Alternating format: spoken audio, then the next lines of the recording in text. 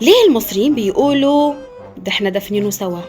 كان في اتنين اخوات من عيلة فقيرة قوي قوي. كانوا عندهم حمار اسمه ابو الصبر. في يوم من الايام كانوا بيتنقلوا وبيتحركوا في الصحراء من مكان لمكان، وفجأة الحمار اللي حيلتهم ده مات. فزعلوا عليه قوي قوي كأنه واحد من عيلتهم، لأنهم مش بيملكوا أي حاجة في الدنيا دي إلا أبو الصبر الحمار. فدفنوه تحت شجرة في الصحراء في نفس المكان اللي مات فيه بالظبط. فبيعدوا ناس عليهم بيلاقوهم قاعدين على قبره وبيعيطوا، فبيسألوهم إيه اللي حصل معاكم؟ بيقولوا لهم أبو الصبر مات، هو اللي كان شايلنا، هو اللي كان بيساعدنا ومخفف علينا حياتنا وهمومنا. فالناس افتكروا إن أبو الصبر ده ولي من أولياء الله الصالحين.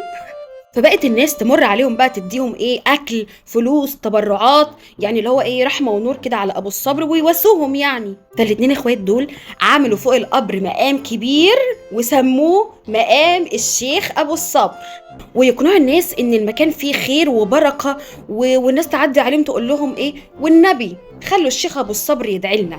فاغتنوا بقى وبقى معاهم فلوس كتير قوي بسبب المقام ده، اللي الناس كلها فاكره ان المدفون هنا مين؟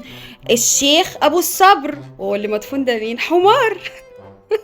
ففي يوم من الايام الاخوات دول اتخانقوا بسبب الفلوس. فواحد منهم قال للتاني والله لو ما رجعتليش حقي لاشتكيك للشيخ ابو الصبر. فراح ردد عليه اخوه وقال له شيخي انت نسيت الحمار؟ انت اهبل، ده احنا دافنينه سوا وبس.